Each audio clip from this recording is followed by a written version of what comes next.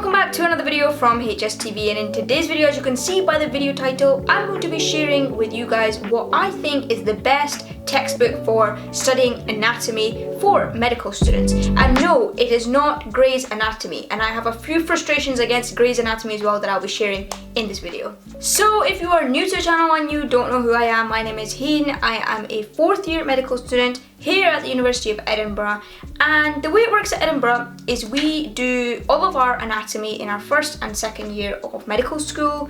And yeah, it's only now, just this summer, I was doing a summer job with the university being an anatomy dissector, and it was only then that I realized how you actually get good at anatomy and how you can use the resources around you more effectively.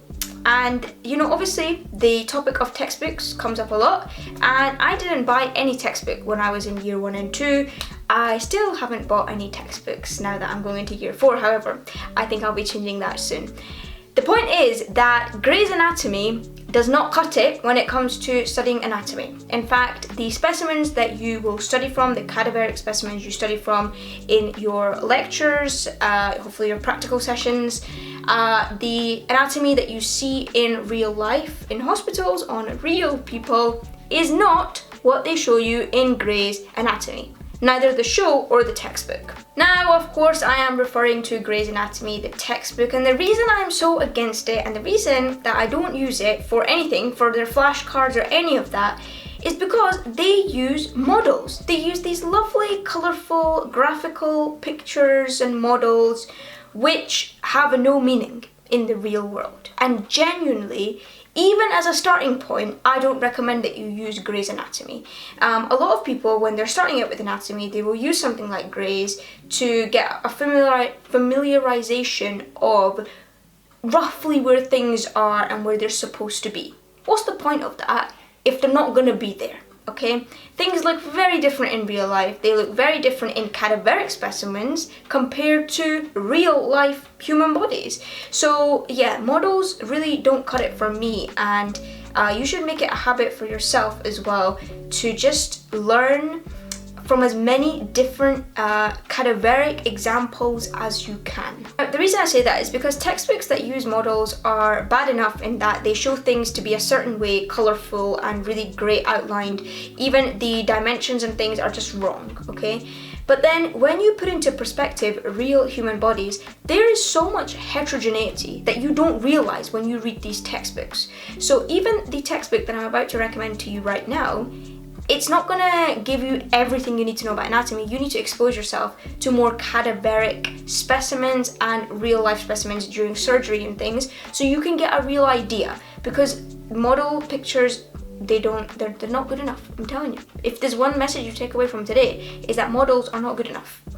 In my opinion, the best textbook for anatomy is Abrahams and McMinn's Clinical Anatomy Atlas. This is, in my opinion, the best textbook that you could buy for studying anatomy. Now, of course, there are other resources and other techniques that you can use to learn anatomy.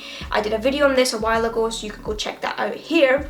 But yeah, if you're looking for a textbook that gives you a well-rounded knowledge of anatomy, this is the textbook to go for. And for some reason, it's not very popular. You know, with Grey's, everybody knows about Grey's, right? But I really don't understand the hype around Grey's, and I really recommend that you look at this textbook. And I'm now, obviously this is not sponsored or anything, but I'm gonna go over some of the things that I think make this textbook really useful for medics. So the first thing to know is that this is one thick textbook that covers all of anatomy. So it covers your head, neck, brain, vertebral column, spinal cord, upper limb, thorax, abdomen, pelvis, lower limb, and lymphatics. So it's all in one. I know with some anatomy textbooks, they do them in volumes and then you have to buy loads of them, so that's a bit annoying as well, but this is one big textbook. So that's a really great thing. The other fantastic thing is because this is a clinical atlas, although it doesn't go into, you know, diseases and things, pathology like that, because that's not the aim of this textbook, it does tell you like surface anatomy, it tells you surface markings as well for, you know, when you're feeling around. It will show you real cadaveric images. So I've got everything written down here because there's a lot in this textbook. So the real cadaveric images, the dissections in this textbook are phenomenal.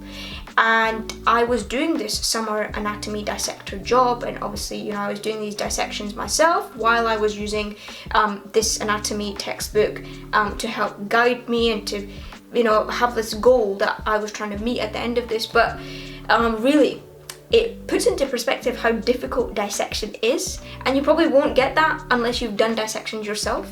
So with Edinburgh teaching, we learn through prosection, which is also great. I think it wastes a lot of time when you are dissecting, but if you get the opportunity to do a summer job like a summer dissector or something like that, then definitely go for it, because that with the textbook will help you, and it's only then that you realize which resources are truly helpful and which ones are just a bit meh. Now, the other great thing with Abraham's textbook is that you have numbered labeling, and the reason numbered labeling is good is because you obviously have the key on one side, and when you are revising for anatomy spot tests, which are also on cadaveric specimens by the way, you can just cover up the answers and then you can label things up, and that is a better illustration of what you will see in exams, what you will see in real life. So definitely use that. And on the topic of anatomy spot tests, you don't only see cadaveric images, you also see a bit of radiography as well. So this textbook will cover radiographical images as well as with radiograph, I'm talking about like x-rays, MRIs and CTs of specific things. It'll give you different cross sections as well, so that is also brilliant. The other really great thing with this book is that it shows bodies of different ethnicities, so different skin colors, which again I don't see in a lot of textbooks. In fact, when I was doing this summer anatomy dissector job, all the specimens that I was dissecting on were from a white background. And yeah, obviously it's obviously important to see that diversity when you're learning, otherwise how are you going to apply this to real people, because unfortunately not everyone is white. So yeah, this textbook, it shows you on people of different skin colors as well, which I think is just really great. So do I think that you can learn all your anatomy from this one textbook? No. Anatomy is one of those things that you need to use a lot of resources for, because as I said, there's a lot of heterogeneity, there's a lot of differences between different patients, between different bodies.